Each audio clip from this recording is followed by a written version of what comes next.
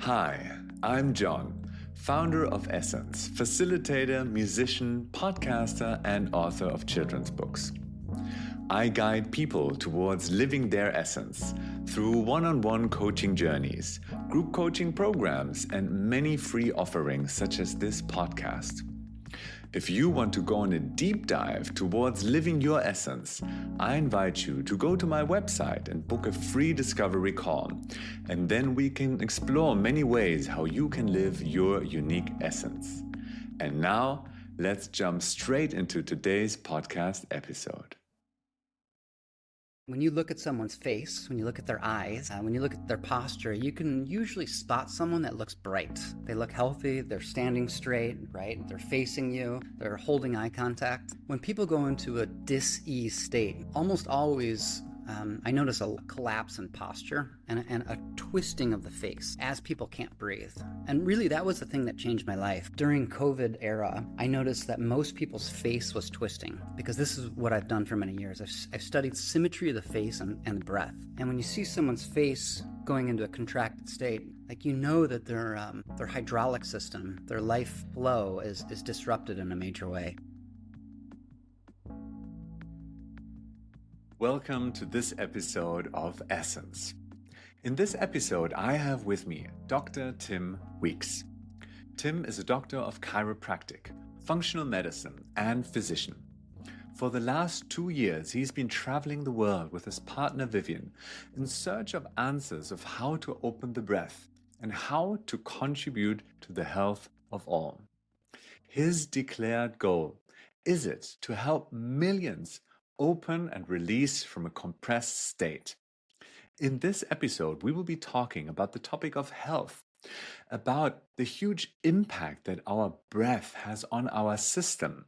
And Tim will also share the methodology that he created to release people and to bring them back into a state of flow. I have experienced this methodology myself, and I can say it's truly transformative and amazing. So I just wish you a lot of fun and especially a lot of inspiration from this episode. It's going to be great.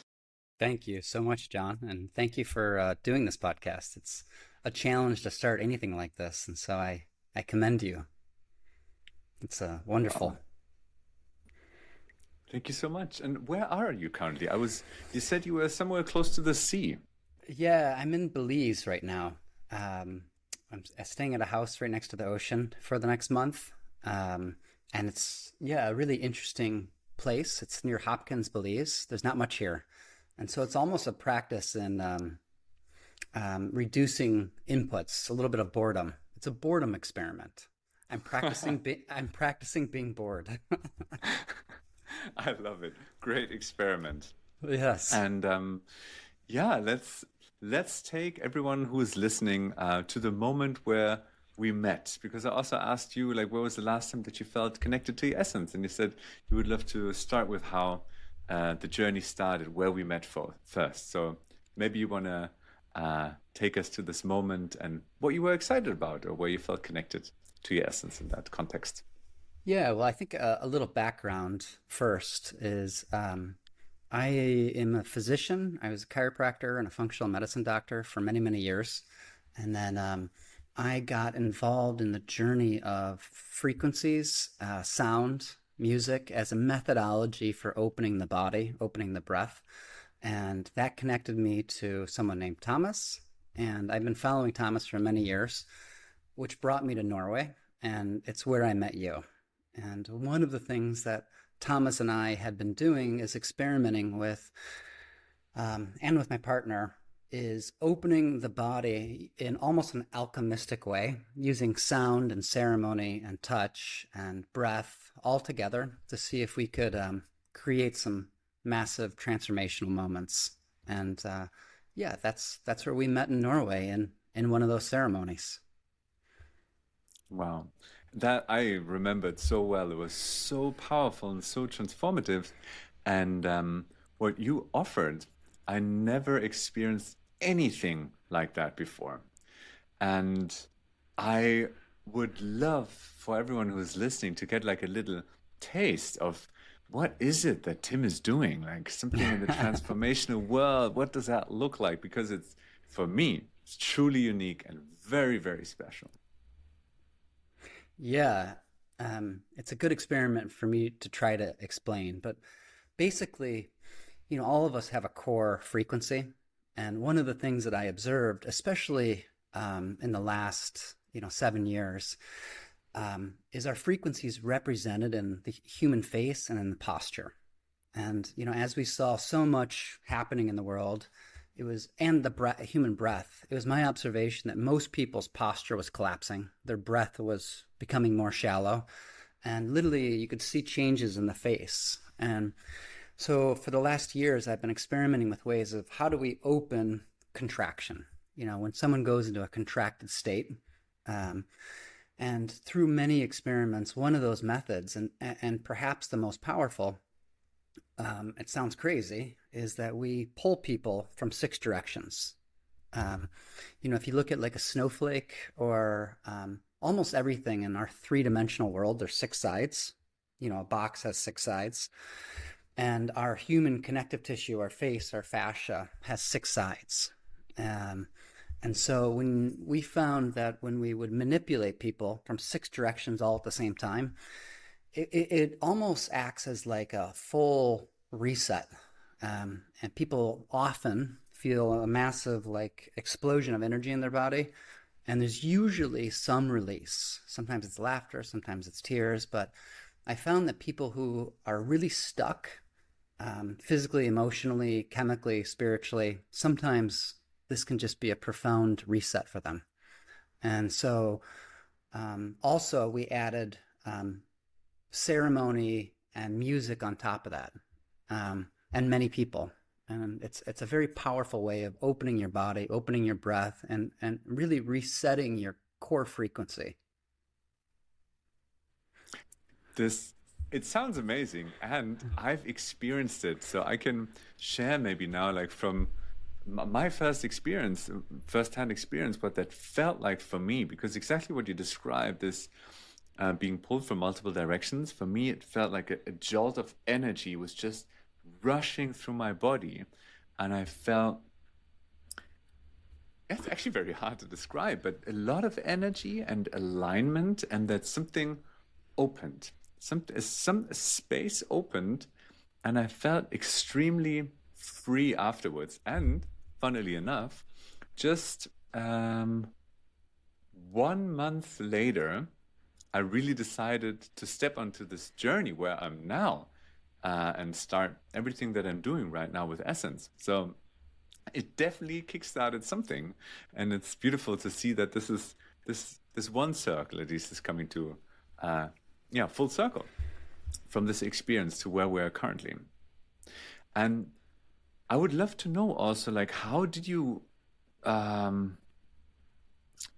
was your research question? How did you end up doing this? Because this is something so specific. And yeah, what was your journey that took you to this moment, basically?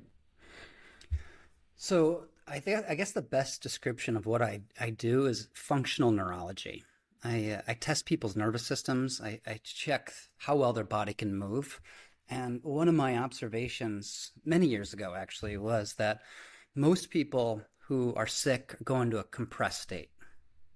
And I experimented with different ways of opening the compression.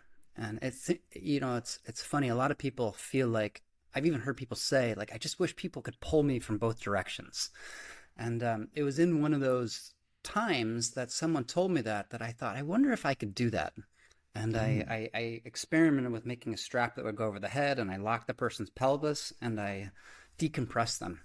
I call it rapid decompression of the spine. And the most amazing thing happened. Like, it would go exactly where people were stuck and in pain. And people usually feel, like, as you said, a major energy release. And I witnessed that many, many times people's pain would leave immediately, sometimes chronic, lifelong pain. And then actually in Thomas's sound healing, I don't want to call it a vision, but I had the idea come to me, in this like profound way. that what if I could pull people from all six directions, their arms, their legs, their head, their tailbone. Um, and So I've really spent the last years experimenting with that as a methodology of healing. Um, and it was the only thing that I found that can often restore someone's functional nervous system. Um, and it does so almost immediately. And so I joke around, but I'm not joking, that it's the most powerful healing technique on earth, um, because I believe it is.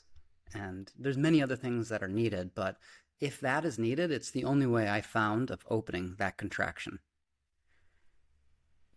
Amazing. It is powerful. I experienced it. And how would you describe healing? Because you said most powerful healing practice. Like, what is healing for you? Because there's so many people using this word, but what is it for you?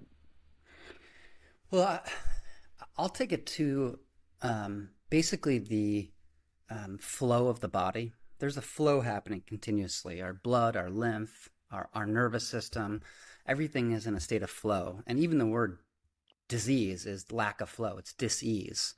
Um, and I could point to many things that it does, but the very core of that flow is our breath, and the flow of our cerebral spinal fluid from our brain down to our tailbone and back up. And that's sort of the lubrication of everything. All of our connective tissue, our fascia, our dura, everything is participating in that flow. And so when someone is in a state of dis-ease, there's something that happens in the spine specifically, but also throughout the whole connective tissue and breath that goes into, I call it a state of lesion, where it's contracted and it won't let go. And from that point, you can test people's nervous systems. The flow stops. Their nervous system, their lymphatic system, the cerebral spinal fluid, everything goes into a weakened state. And so it's about finding and releasing the blockage in a very specific way. And what happens? What are the symptoms that people experience when the nervous system is blocked from a certain point onwards? Um, well, it presents in many ways. You know, I read the other day that there's 50,000 different diagnoses now. And so people's bodies break down in just innumerable ways, and we have a name for all of it. But it's always the same process. You know, some people say there's only one disease, and that disease is a loss of energy. And you know, we are nature, right? And so our breath, the light coming in our eyes, which is our nervous system, the minerals that are the electrical system, the water, which is the hydration, all of it's coming together into one hydraulic system.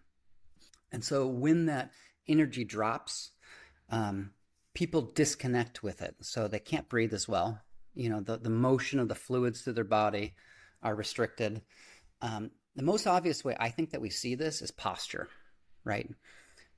When you look at someone's face, when you look at their eyes, when you look at their posture, you can usually spot someone that looks bright. They look healthy, they're standing straight, right? They're facing you, they're holding eye contact. When people go into a dis-ease state, almost always I notice a collapse in posture and a twisting of the face as people can't breathe. And really, that was the thing that changed my life. During COVID era, I noticed that most people's face was twisting, because this is what I've done for many years. I've studied symmetry of the face and the breath. And when you see someone's face going into a contracted state, like, you know that their hydraulic system, their life flow is disrupted in a major way. Wow. And how could you spot this in people's faces? Like, I'm trying to imagine someone listening to this right now. It's like, okay, is my face twisted? How could I find out?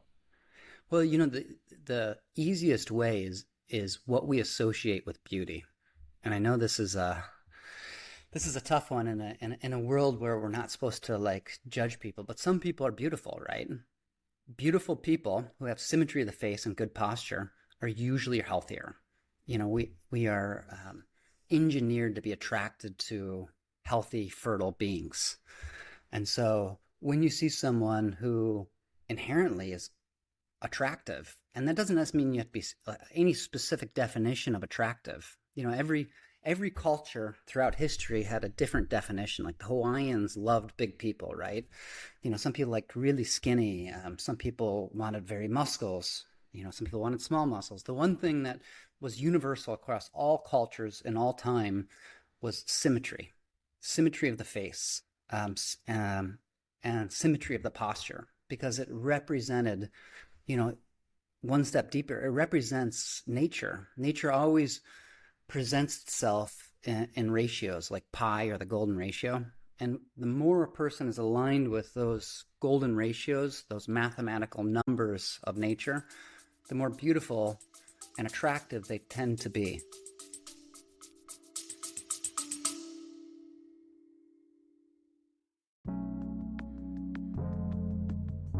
If you're enjoying this podcast, I invite you to click follow. Your single click can contribute to inspiring more and more people. I also invite you to go to my website and download my free 9 Ways to Live Your Essence guide. All the information you find in the description. So now let's continue with today's episode.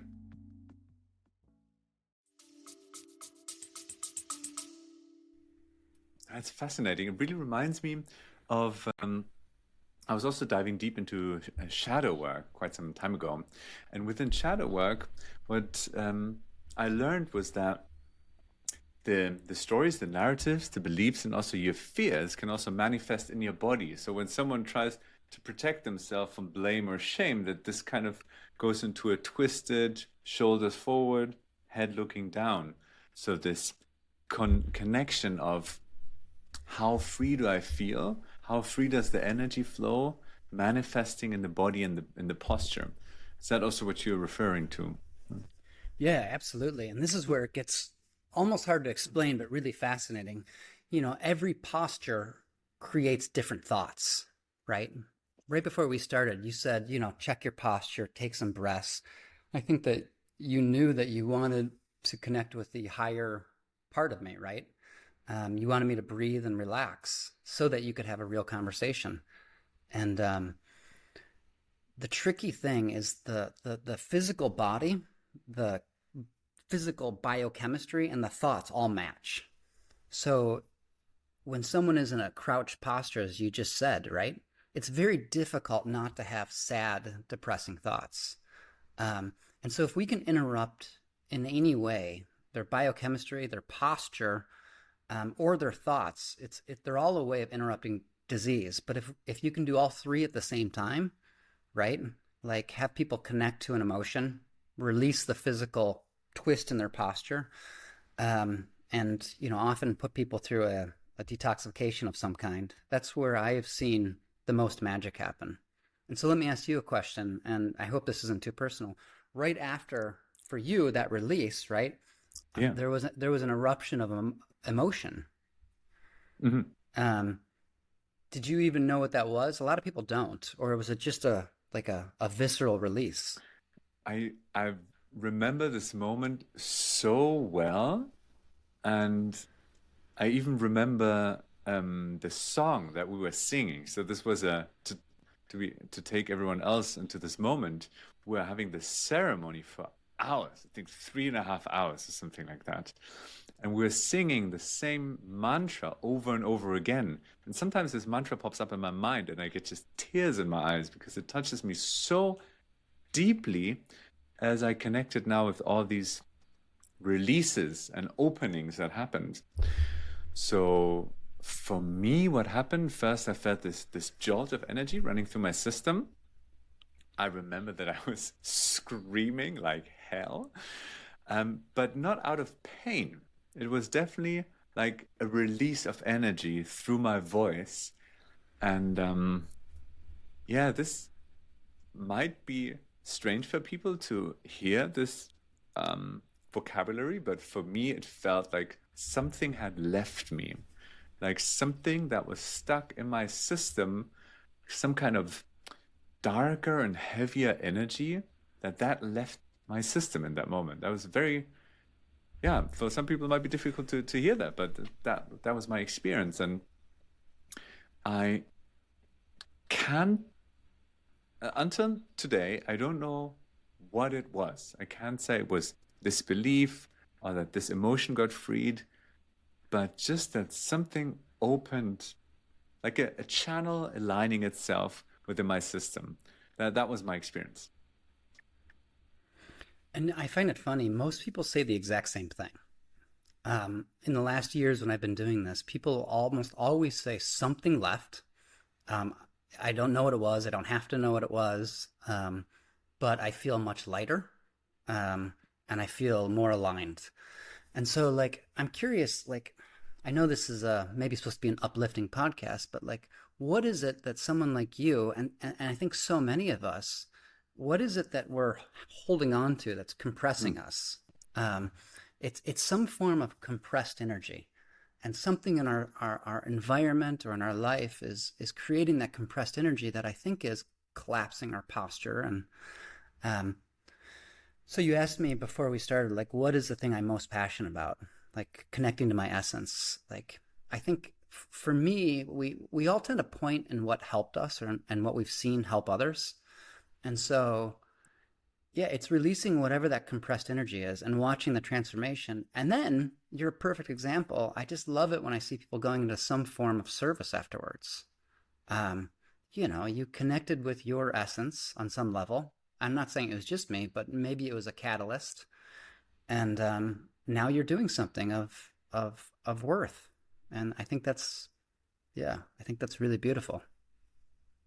thank you. And I can totally imagine that for you, like seeing all this beauty show itself and people sharing afterwards, like their essence with the world more and more freely through also this contribution that you made, this impulse that you said, must be so beautiful to see like a garden flourishing of people thriving.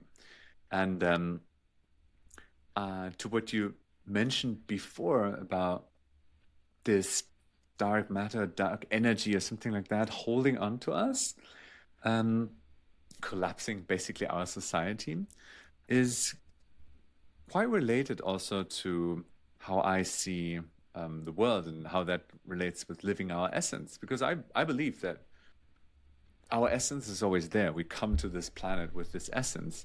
And then over time, it might happen that because of conditioning, society, education, beliefs just get attached to us, and this energy flow gets less and less or stops.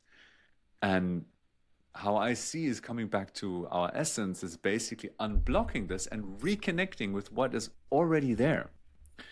So I'm totally on the same path, and I love to see when people connect with their passion, connect with themselves, and just share themselves openly with the world. There's nothing more fulfilling to me. So I really feel you on this path. Yeah, I think it's coded somehow in us to want to reconnect and to want to witness it in others. And I couldn't have said it in any better words than you just said. I think that we're all fully complete human beings.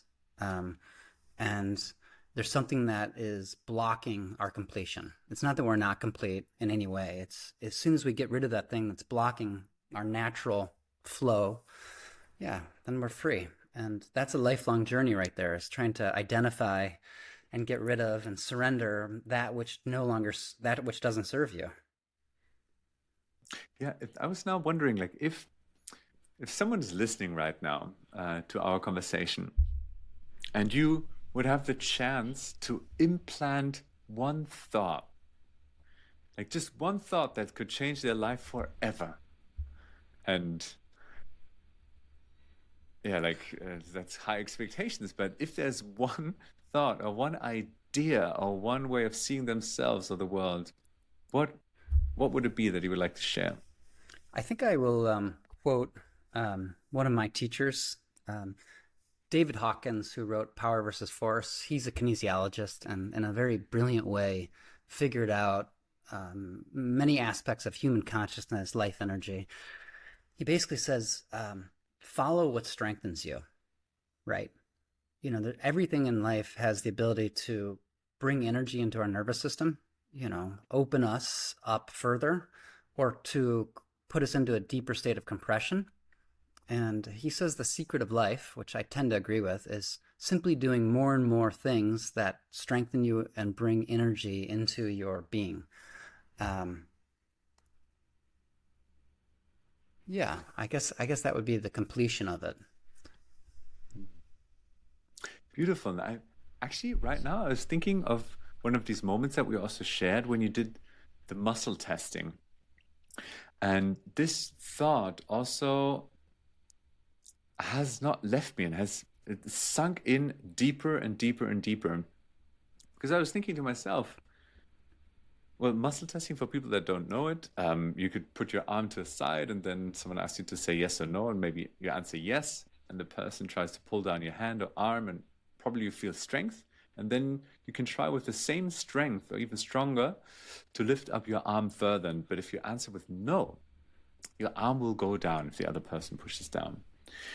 And this thought is just being with me all the time, because that basically means that if I don't live in integrity and with authenticity my life, I'm actually weakening my body.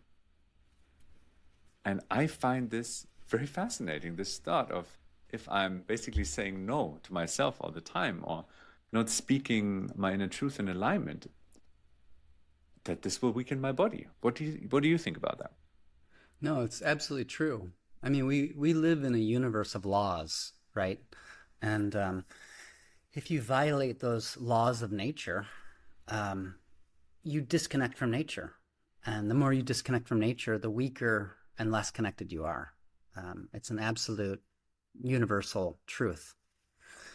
And I guess in that way, so one of the things I was always fascinated by, to maybe add another layer to this, is how in almost every culture, the word for breath and the word for spirit is the same word, right? And so, in the Bible, it says, if a man gain the whole world but loseth his soul or spirit, he has nothing. And the same word, you could say, if a man gains the whole world but loses his breath, he has nothing. Because in the end of the day, connection, your nervous system functioning, your breath functioning, which connects us to life, it is the only thing that matters. And once you recognize that, it forces you to change your life, or go into a state of depression. I remember I was speaking with a psychologist at one point when I was really considering quitting my job, and I was in a relationship that wasn't working. And I said, well, I can stay here, but I think I would have to go on an antidepressant, right? And another word for antidepressant is just addiction. I would have to do something to cover up my connection with my essence, because, yeah, it's too unbearable otherwise. So, yeah, I do believe at the end of the day, you know, facing what the blockage is, we can try so many techniques. We can try, drinking it away, traveling it away, screwing it away, all of it. But at the end of the day, we have to face what that blockage is, go through it, release it, so that we can reconnect with life. And that can be said in many ways, many cultures, but that's the core of the whole journey, I believe. And what would you say, in from your perspective, what is the cause for a depression, as you mentioned it? Um, One of the problems I think we often do is we think that there's one cause, one solution. With most diseases, whatever, there's a bacteria, and therefore you have pneumonia, and the solution is an antibiotic that kills that bacteria. But in the real world, it's never one thing. Everything's combinations, right? And people who go into a state of contraction where they can't breathe, where their flow is stopped, where they're sick, there's been a confluence of things that put them in a weakened state. I'll name some of the biggest ones: processed food, sugar, lack of movement, right?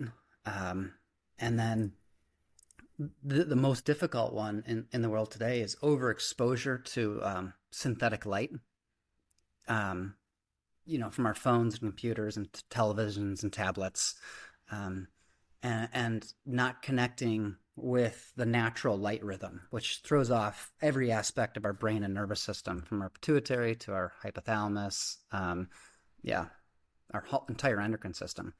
And I just saw this morning that this might be controversial, but that the United States is just now taking all the fluoride out of the water. With the new president and Robert F. Kennedy, there's a lot of changes happening, and I thought, wow, that's amazing. That's one of them. However, like, how are we going to take on the biggest one, which is synthetic light? Um, and so, yeah, again, it comes back to disconnecting with nature. Um, there's many things, but those are the biggest. For me, it's so fascinating this thought that there are so many diseases and so many ways that people suffer, like the symptoms. And it seems like when boiling it down, it often comes to losing the connection to nature, losing the connection to ourselves, and losing the connection to one another. Can it be so simple? Yeah, absolutely. But the solution's not simple, right? We've built a society that is we're all part of, right? We're talking right now, and I have a light in my eyes, and I'm staring through a computer. And yes, technology is part of life, but finding a way of it's changing so fast. The human body just doesn't have the time um, to balance it.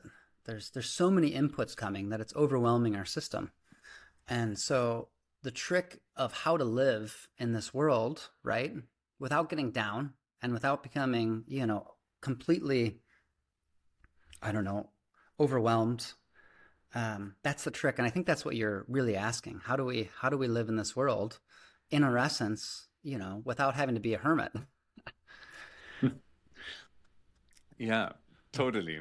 And I'm asking myself the same question. I'm having the same challenges. Right now, for this podcast, I have this massive white artificial light um, sitting in front of or standing in front of a screen, not moving. So that's actually the opposite of a natural movement and flow of things. And I'm also on this mission trying to, for myself and for others, how can we live the most connected with ourselves, one another, and nature in a world that's more and more artificial and disconnected? And what are the different ways we can approach this? I think having philosophies is important, belief systems, um, and the belief systems we choose are very, very, very, very important, right? Um, if you choose, for example, Carl Jung said, just the belief in God, right, immediately improves your well-being by like 20%. Um, and so I think having a few philosophies that are inherently strong and life-giving is important. And, recognizing that the human body is this magnificent temple and that we live in a universe of laws. And there's certain things that if we want to connect with life, that we have to be willing to do. And that might require a little bit of discipline. Um, but once you begin to do those things, so let's just say a few examples, right? Some of the things that I do that really help me. And I know you were talking to Vivian, she said the same thing, like waking up and looking at the sun as it's rising, that resets the entire light body, all the what's called the SCN cells, super chiasmatic nuclei, which are all the light receptors through your entire endocrine system, that resets it. Spending 20 or 30 minutes opening your body and your breath, that opens your entire lymphatic system. Not eating processed dead food, that allows the entire mineral systems of your body to function. Spending a little time each day actively being bored. Like I said, how I started this conversation, I'm practicing boredom, trying to like quiet the brain. Call that meditation or prayer or whatever you want. Like those four principles right there, I think will, if practiced, drastically align people with life. Actually, inspired by you and Vivian, I adapted my morning routine a little bit. And every morning before that, I was also stretching myself maybe for 15, 20 minutes and then um, had a meditation. Every now and then I also did a sound practice. But what I now included was inspired by the two of you, was after my stretching, getting up and going outside for half an hour, walking around with weights. And I do Yes, that you're at the time doing where the that. sun rises. I'm doing that. Yeah, yeah, I'm really doing that. And I That has feel been, so, uh, yeah, say it. No, please. I got so I excited I just feel interrupted. it's such a huge difference that I experience inside of myself. Just I've noticed that at the end of last year, I wasn't doing it. And I felt like my face got like was already tired at midday and felt that my face was a little swollen, like just my inner experience of it. And now just waking up, going out when the sun is rising, walking just with these weights, not doing anything too special. Then I do a couple of squats with those weights as well in half an hour, and it changes my entire day. So I'm super grateful. That's definitely something that I could recommend to everyone listening as well. Yeah, that one thing I often say like it doesn't have to be complicated. Like if you get rid of the one thing that's probably weakening you the most, um, and that can be emotionally or physically or chemically, and you add in one thing that massively strengthens you, like your whole life's going to change. That it changes the equation. And one of the things that is necessary in the human body is to carry things. Like the human body was designed to walk carrying things. Like that's how we've been living for who knows how long. And simply walking, carrying a weight, it aligns your entire posture because you have to. You can't walk with a hunched posture. And so walking with a kettlebell or weights, yeah. And we talk about these things almost like they're one of the things I love is to combine the medical world and the hippie world, right? Like, Yeah. a lot of people say like, "Oh, I'm going to do some sun gazing." I love to explain to people like what that's doing in the body. Like it is, What does it do to the body? oof. Well, I want to like know. red light is absolutely necessary. You hear a lot of people talking about red light, but there's no red light on Earth that doesn't flicker except for the sun. And so when you look into the sun, it's the light goes through your optic nerve, through your sphenoid, all the way around the brain to the hypothalamus, and it literally it sends light through your entire nervous system, and every endocrine gland responds. There's scientific research that shows staring into the sun is um, the most powerful effect on your endocrine system that there is. And so it's literally a nutrient. Um, and we all you think of the words matter, right? Like I said, dis-ease, right? It's obvious that dis-ease is a lack of ease. The goal of anyone, whether they're a hippie or a spiritual, or even now, as we're realizing from a medical standpoint, is enlightenment, right? More light in the body. And the more light there is, the more alive you are. And so, yeah, looking into the sun for the first 5 or 10 minutes of the day is the most powerful way to enlighten your body that there is on Earth. That is so fascinating. And I love also how you are bridging these worlds. Because I love several worlds. I love the super hippie world, the super spiritual world, the very scientific world. And what I like most is when dots get connected and when there's communication and dialogue and interchange and learning from one another. And I wanted to share something, a funny detail, as you said, light is so important. Yesterday, my mother showed me something. I didn't know that before. So I always thought that the first word that I said was in German, the word for, well, the English word is quite long, caterpillar, but in German Mm. it's very short, Bagger, like two syllables. But that wasn't my first word. My mother was actually writing every single day, like at least one line if something happened that she enjoyed about me being around. So when I was maybe 9 months old, I would need to check again, like how old I was. Apparently, the first word I said was light. And this is so fascinating. I'm like, oh wow, okay. Seems to be an important one for me as well. It seems to be important. Like every creation story always begins with light or sound, but usually it's light. Um, Wow. yeah, it's a big one. Wow. Yeah. And Wow. just to say one more thing, like our nervous system is a fiber optic system. Um, there is light transmitting through your nervous system. And we see that even with the optic nerve, right? But it's actually going through our entire bodies. And yeah, and so like when I did that manipulation on you, right?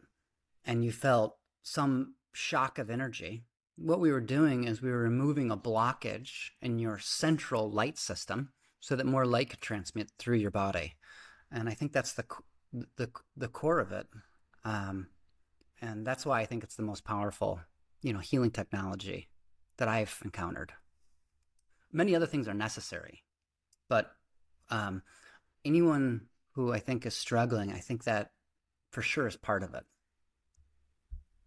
And I'm now curious, like if you speak to other people in the same area that you also work in, and also when you look at the journey where you came from, um,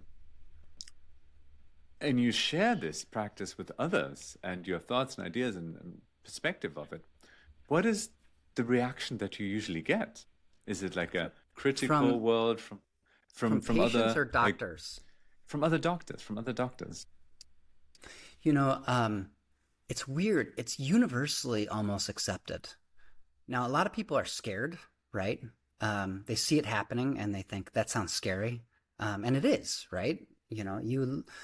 Vivian and I have called this work sacred surrender because it sort of forces some blockage in your body to be exposed, and you have to allow that to happen, and it's incredibly scary.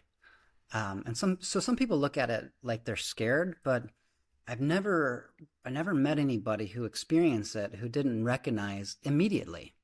Even I did it on I did it on a spinal surgeon, not a heart surgeon. And actually, I take that back. I did it on a heart surgeon as well. And they immediately recognized what it was doing, right? From their perspective.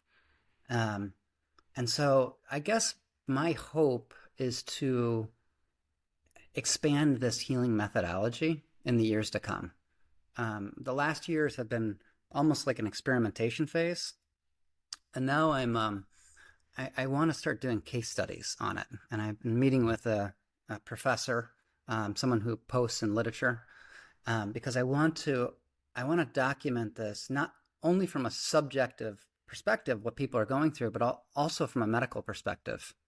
Um, and I know I'm going on and on now, but I've even thought like is this work more, does it need to be more in the realm of medicine, or is it some other area that this should be in? Because a lot of people have lost trust in medicine, and medicine is so clearly capitalistic.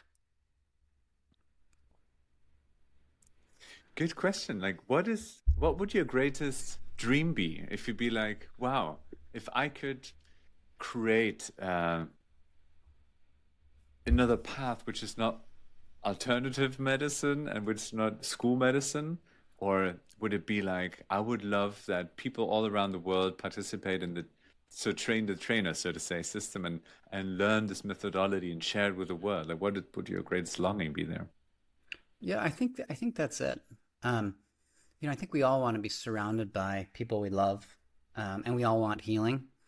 And so any system that brings people together and promotes healing, I think is wonderful. But to answer specifically, yes, I would like to um, eventually teach this, so that more people are doing it. Are you ready at the point where you said, like, if people listening right now, like, hey, I've been a trained doctor for 20 years, now I want to learn this. Is it already now the moment, or what would need to happen still for you? No, I think now is the moment, and I actually have trained several physicians already, um, to some degree. But yeah, I think that I'll say that if you are in the healing field, or even seeking it, I do think that rapid decompression of the body of the dura, of the spinal cord, um, of the breath, which are all the same thing. I think, yeah, I think it should be added to almost any and all healing methodologies as a way of helping people release. Amazing. I really hope that someone listening right now is like, okay, I'm going to write Tim tomorrow. I link also what you're doing. I'm also going to link it down in the podcast description so that people can find you. I find this so fascinating, and this it feels like a pioneer going on a discovery and then stumbling across this magical method, um, which is so fresh and new to the world. Um, yeah, and I hope that that inspires others also to find their path, stumble across their magic methodology or potion to share whatever it is with the world. Have you found other people that are doing something similar actually in this world, or other methodologies from a similar quality? Um, are you speaking from a standpoint of just people bringing out their essence, or specifically these type of techniques? These type of techniques, yeah, Well, in this area. I think everybody doing healing is actually trying to do the same thing.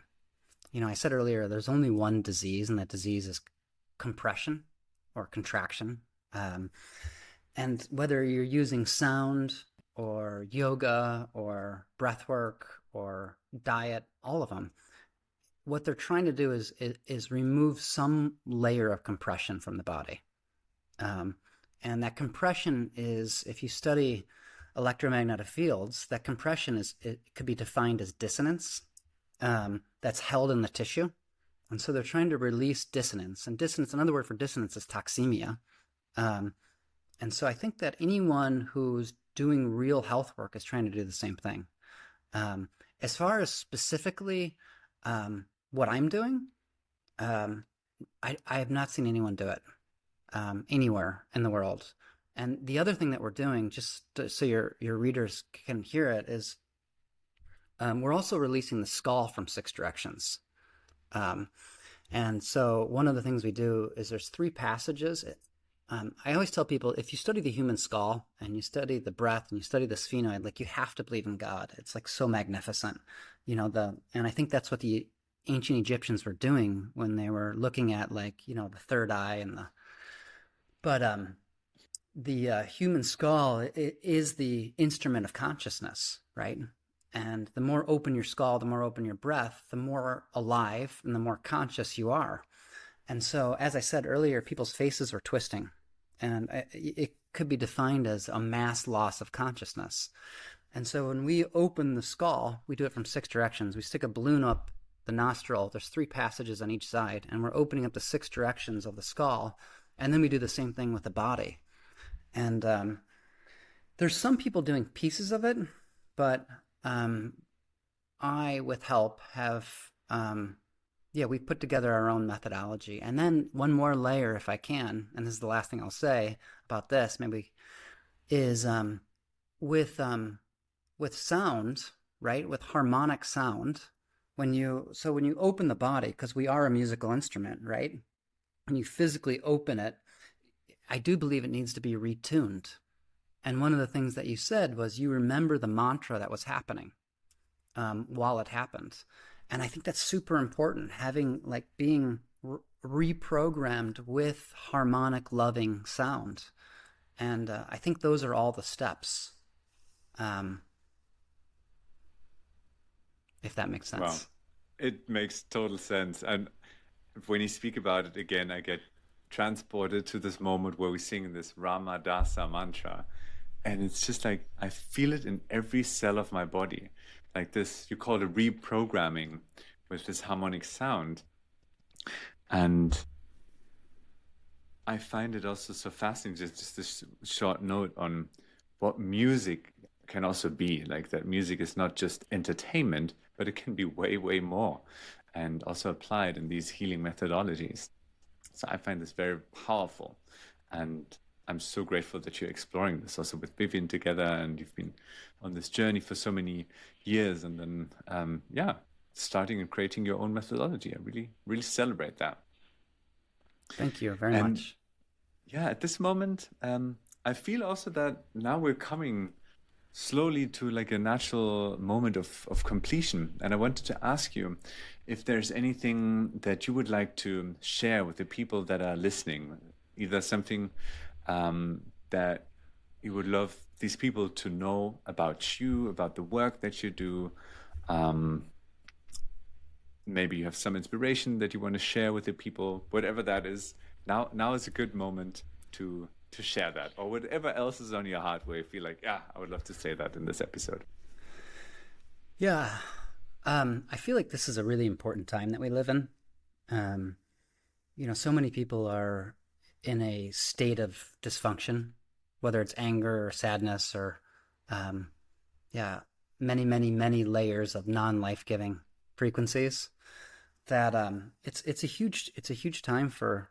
I think many people are being called, and it's also a rebirth of so many new things. And so, I guess I would encourage anyone who is in that state of anger, sadness, depression, to listen and be called, because I think even from a biblical standpoint, we're in times of high dissonance and chaos, and that's when rebirth happens.